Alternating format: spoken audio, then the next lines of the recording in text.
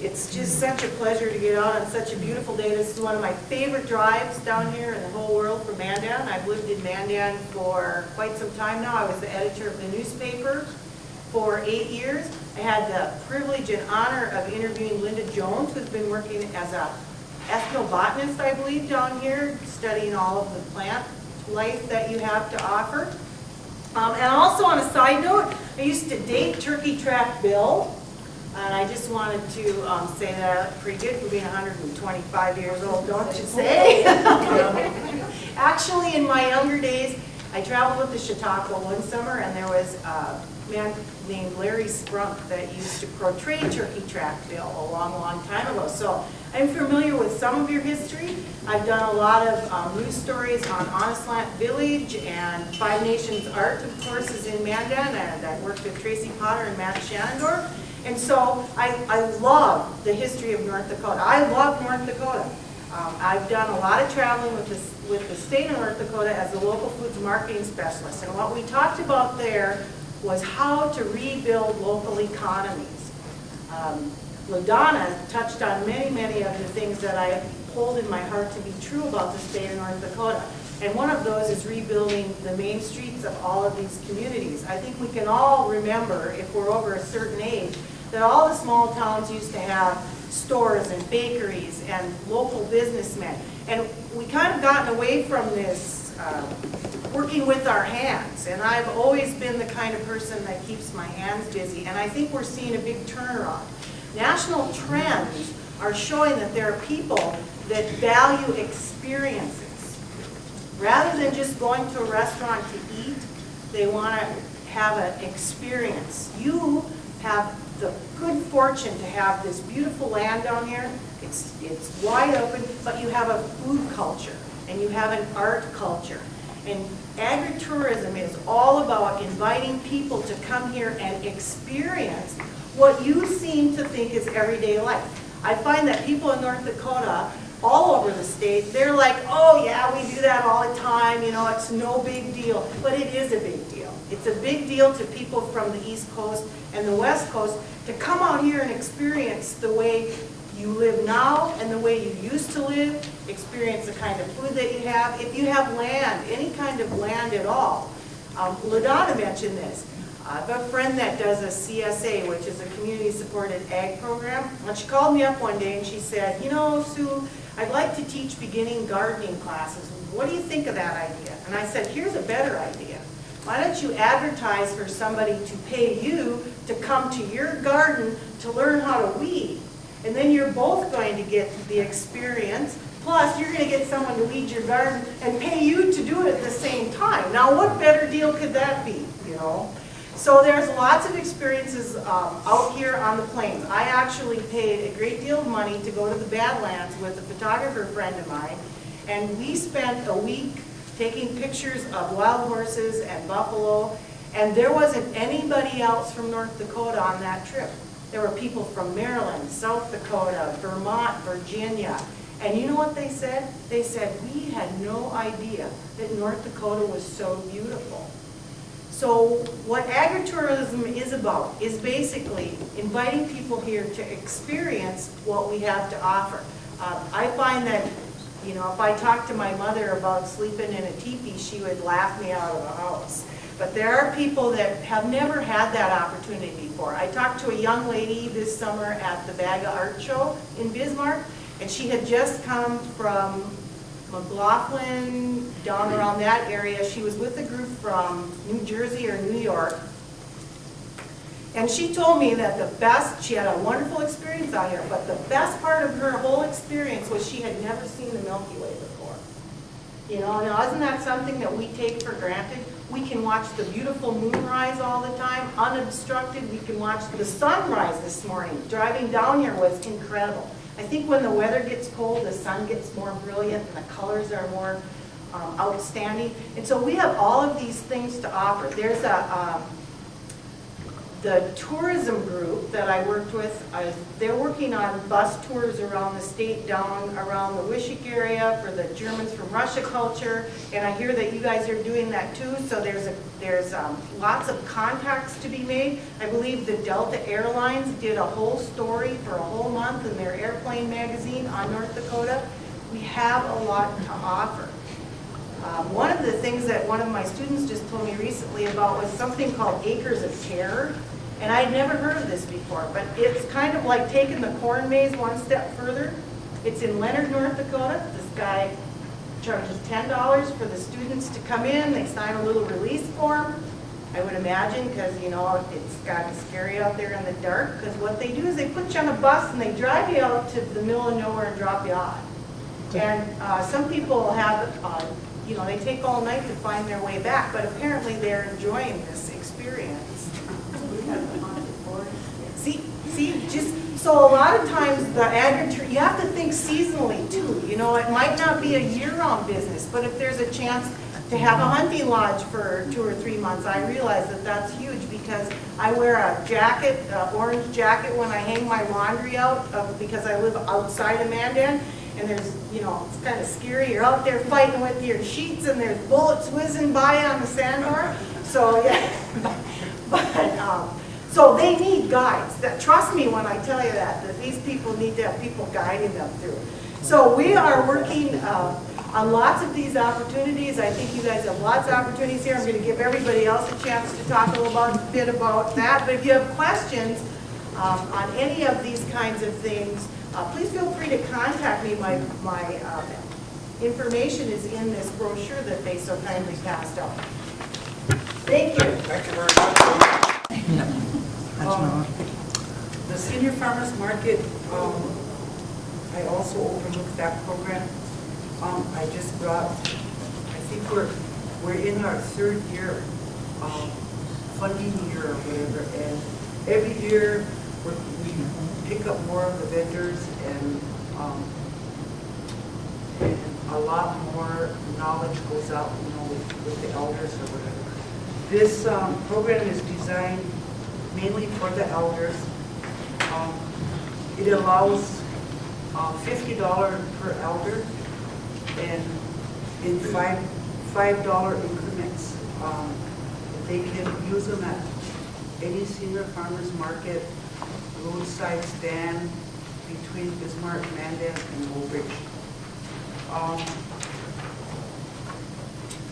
Usually when they come in and want to be a vendor, we make them a sign, and that's included with also is our eligible food list. The grant, this is that's really what we have to watch, is that the elders buy. This is with the grant, and this sign also lets the elders know that, yeah, they take their senior farmers market vouchers. So when we do a vendor application, we make them a sign. Everything is done by application, and we give them a stamp. And I'll just pass the stamp around, but it's just more or less of Standing Up Sioux Tribe Senior Farmers Market Nutrition Program, and it's their number. So when they present the coupons to our office for payment, they got to have a stamp on there. So we acknowledge what vendor it's coming from or whatever. So I will just pass these around and also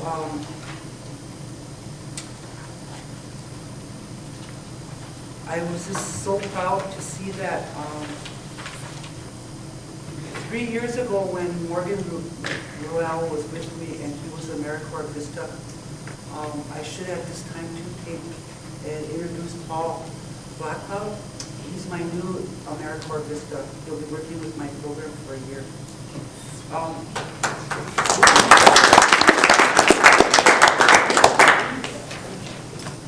And Morgan came up and wanted to know what will he do for you? just about everything. So you like tell, is like you're his boss? He works with me, yes. Hello. Morgan came up to me and asked me if I'd be interested in getting into this program or whatever, and I overlooked 5 other programs, so I was saying, sure, going along with my, and he thought it would be so nice because it was designed around nutrition for the elderly program, and that's the meals on meals and congregate setting and whatever. So he wrote the grant, and first I guess he was on the phone just to acknowledge that this was a Standing Rock Sioux tribe that was going to apply or whatever, and whatever representative we worked with later on. But she didn't understand, I guess, whatever she told him, no, tribes can't apply, it's just states, it's just for states, you know, whatever. So I took the package and I went over to committee and explained to them what we were trying to do, and they took it from there. And I had to thank Mr. Takenline because he is the one that was really vocal on the phone, and we got acknowledgement saying, yes, you can apply or whatever. So within the 50 states, Standing Rock is listed in. That's really neat. I like to see that in sense. But I would like to have some time to expand this program. I think it's great for the elders if we could get them to, hopefully to use their vouchers. And a lot of them have transportation problems though. I just ran off some of our records as of today. We have a total of 2,973 vouchers that we issued this year. And the total number of 1,313 are redeemed. We have a percentage of vouchers that were redeemed at 44%. So they have until the 15th of November to submit them for payment or whatever, and they're coming in. So hopefully, and Paul usually puts them on a computer where that percentage mark changes or whatever. I thought 50% another, right now. pardon? We're up about 50% right now. That's good. And another good thing I liked about this program was we have a total of 36 vendors that we work with now, and 10 out of the 36 are Native American. And if you notice my eligible foods, our Native American vendors are the ones that do the choke cherries, blueberries, plums, turnips, mainly working with native foods or whatever. Last year, I think during the winter months, all grain them were busy making choke cherry patties, you know, dry and whatever. It was one of the elders, and that's usually what happens. But I will let either Sue or Aubrey explain that senior farmers market, you know, during the winter months, more or less it's like classes, bringing our elders in, you know, showing teaching our culture and to keep it going.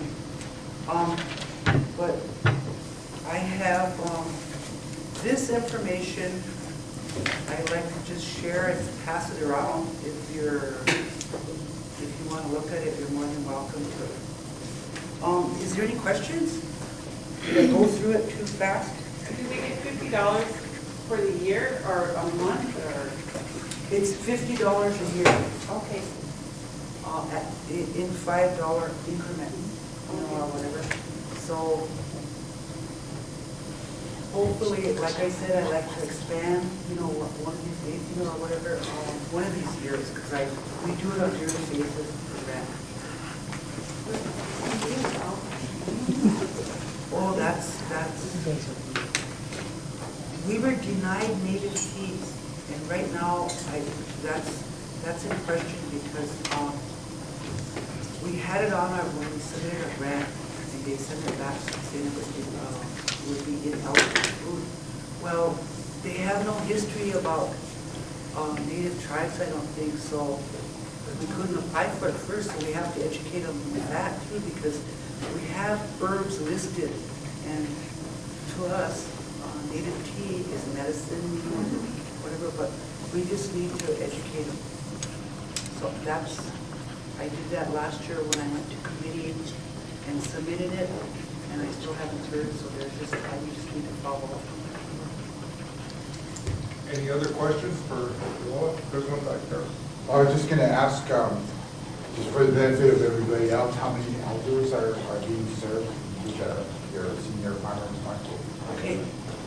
We have a database of 525 elder babies. And when we submit applications to every one of those, the elders, we operate off the database, all the information is there. And in fact, that's what our voucher program is on to, is the database for the elders.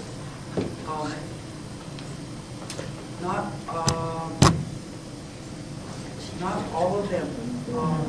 We don't service all of them, and it's mainly because I guess they don't. When they don't receive meals, we don't know about the elders.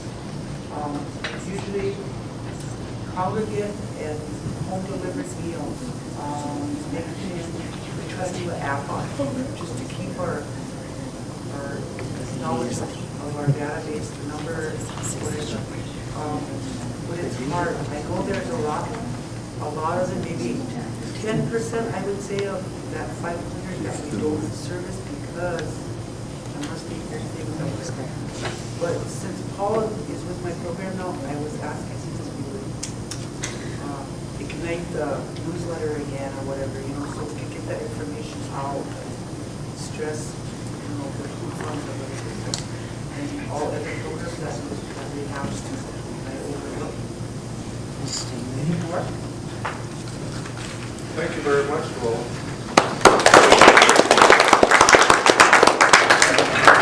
It's an interesting program. It's the first time I've heard about it. With, you guys are our future. If you don't buy into the programs that are here, we're dead in the water, because you guys are our future. You're what's going to move us forward. And so I'm just going to share a few of the programs we have, and I want you to know nothing happens by one person by themselves. If I didn't have partners that worked with me, I couldn't do the programming I do. And it goes from the college to LaDonna. Sue and I are now working on programs. Luella and I have become she's direct dial on my phone. And Aubrey and Paul and Gary, it's all about the partnerships and all of us working together for our people. I just came back from Phoenix from a national 4-H conference, and I'll tell you what, when I left, they knew about Standing Rock, because I'm not going anywhere that they don't know what we've got to offer and the people we have and the great kids we have. My question was, their question to me was, well, yeah, but are you Native? I said, I don't know, am I? Well, I don't know, you don't look like it. I said, I'm here to tell you right now, I was born white and I'm Native by choice. And I'll stand by that till the day I die. I'm here because I want to be and because this community is important to me and all the people. Our Winter's Farmers Market got kind of an interesting start because Farmers Market was really successful. And the middle of October was like one of the saddest days I've ever seen for the elders, because they were like, oh my God, now what are we going to do? Our social life is ended till next spring. So Aubrey and Luella and a bunch of us, Morgan was here then, we thought, why can't we do it in the winter? We don't have to always have something to sell. We can do programs. And the amazing thing about it was the elders that stepped forward to take leadership in these programs that have never felt they could be a leader before. And one of my goals on Standing Rock is to bring out the leaders that are within. We don't need to bring leaders from other places because we have strong leaders in our own community. We have elders, we have moms, dads, aunties, uncles, and we've got the most awesome kids. We did some really fun projects. Were they all successful? Heavens, no. We had some disastrous jelly. We had amazing syrup, but our jelly was really bad. So we just punted and we gave out syrup instead of jelly. I mean, you know, I'm really good about, I love to find the silver lining in every cloud. And I never see anything as a challenge. It's an opportunity to do something. And if I bump into a wall, first I'm going to try to knock the hole in the wall. And if that doesn't work, I'll go around it. But we're going to get it done, one way or the other, as a community. One of the things that we've got going now is there was a old church building in Fort Yates. It's the old Assembly of God church. It's been empty ever since I've been here. I've been on a mission for 5 years to get that open for youth and families. It's now open. So pay attention to the radio. We'll get flyers out. We're going to have a lot of activities going on. Another dream of mine was to open a soup kitchen. We now have a soup kitchen open there every Monday. We've been feeding on the average of 35 meals a week. We have a community garden that was started there last year, or this spring. We call it the Helping Hands Community Garden. And it's like anything else, when you start it, people stand back and they're like, I don't know if this is going to work.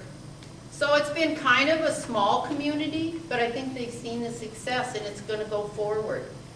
And any of the produce that was grown there either went directly in to preserved foods for the soup kitchen. It's gone to the farmer's market, and the money that was generated from the farmer's market goes back into that building so we can be warm this winter. Because that's how we got to do things. We've got to take care of ourselves. Like I said, we got all kinds of partnership. Aubrey's working on putting a high tunnel up on the community garden so we can extend our growing seasons. I just found out that we received USDA specialty crops grant, so there'll be a couple other high tunnels going up. And we're applying for, what are we applying for, Sue? We are applying for 5 food corps volunteers that work strictly with school garden projects and getting good nutritious food into the schools.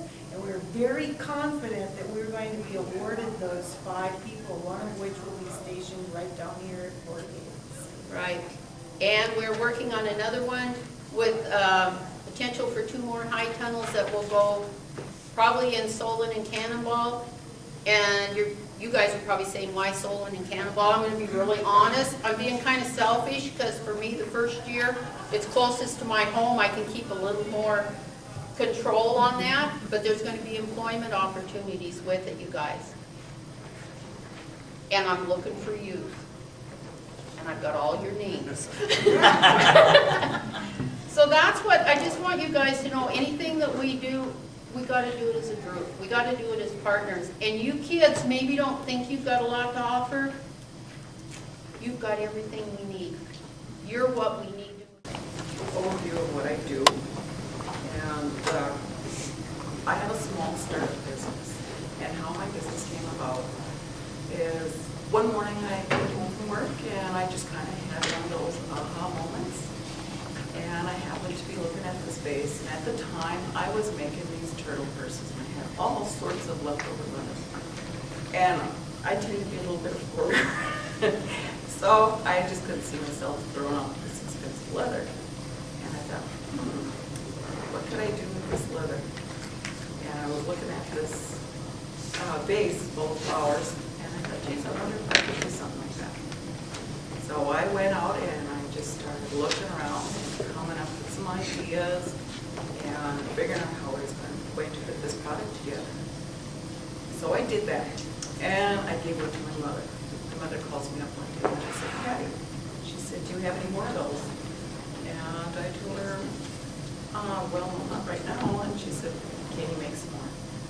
And I said, well, what do you want them for? And she said, I have some people that are interested in buying them. And I said, really? Okay. And she said, how much? So I gave her a price, and I made some more. I delivered them, and then from there, I started getting phone calls. So I thought, I must be onto something. So I just kind of kept evolving.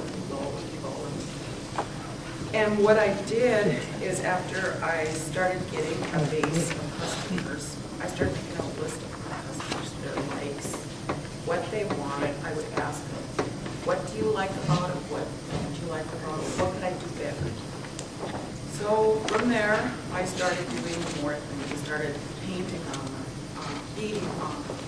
I'm in the process of doing some quill work on pieces with birch bark. So I'm incorporating new ideas every day as I go.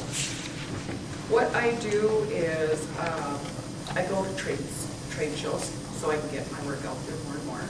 And I go to stores. I look for stores that have something similar to my product, like say a Western store or a native type work. I started going to floral shops. I thought, hey, why can't floral shops carry my work? They can offer a unique product with the floral, the floral arrangements. And how I got that idea is I had a phone call one day.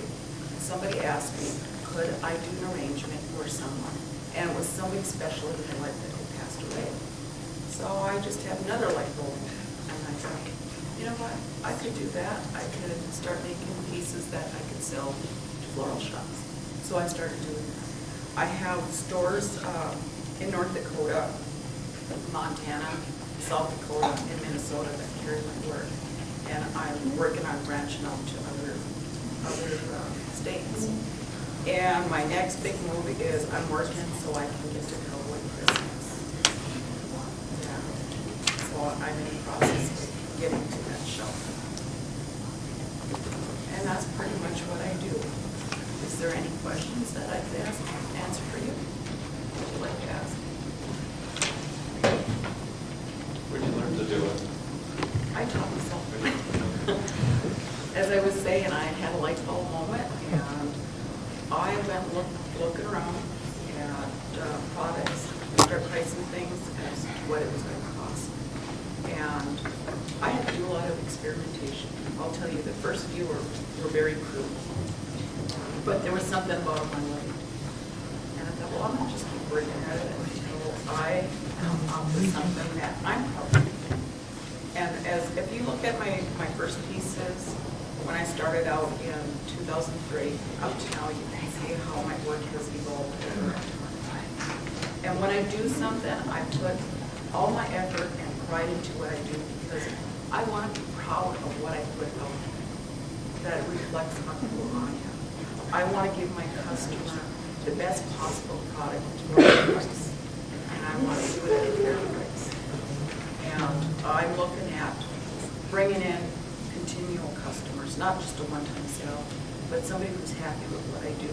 And they'll call me up and say, I have a friend, could you do something special for them? And I get a lot of that. Or I'll get somebody who calls me up. I have a friend of mine who's a big game hunter. He came back from New Zealand and he called me and said, Gabby, we could do this red stag that I took to New Zealand. I'm sure. So I did that. He was so happy with it. He asked me to do a piece for his friend who's a baker. So I started, just getting more and more customers, and that's just pretty much how I got going. Patty, have you ever taken a youth on board to mentor? No, I haven't did that, to be honest with you. I am so busy just trying to keep product going and to fill customer orders. My days actually consist of 16-hour days. I've been told I'm married to this, which I am. It is my first love. So that's where I'm at with this right now. Well, thank you so much, Patty. If you'll go back to refer back to the program guide, and if you look at the last page, I mentioned it a little bit.